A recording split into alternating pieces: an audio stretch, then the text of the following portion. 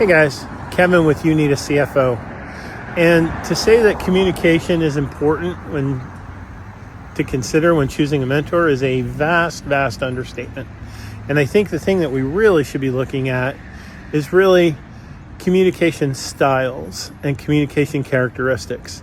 So there's three things to consider when choosing a mentor that I have found have been the most clarifying. And the first is to speak from a value add perspective. When I worked for a Fortune 100 company, I developed relationships with the IT team, and there was at least 100 people in the IT department where I had relationships with the people that worked on the programs that I used in my daily work. And when I would talk to these people, I'd ask them what they would do. And I found a strange phenomena that they would tell me how they did something, not what they did.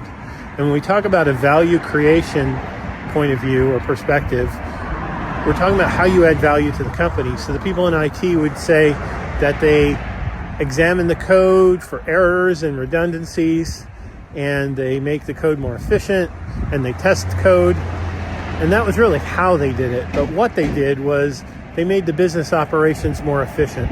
They made the guest satisfaction higher. They made the guest interaction process smoother. And how they did that was by improving the code in the programs that they worked on. So without that perspective of the value you're adding to a company, my thought was they really didn't know what they were doing. They really didn't have a perspective on how they were adding value to the company. The second is the difference between internal processors and external processors.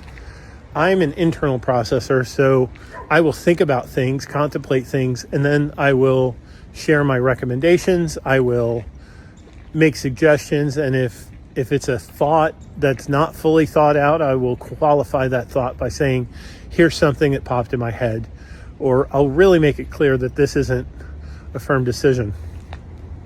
With external processors, it's almost a stream of consciousness, and I find probably 3/4 of the people that are running these companies are external processors. They're going super fast. They're dealing with things that are head on. They have an operational mindset. So what they do is they externally process their circumstances and what's going on, and they try to weed through these things or sort through these problems and what the alternatives are as quickly as possible. But the frustration here is you seem like nothing's ever resolved. Nothing's ever a move forward point. There's no foundation to the house.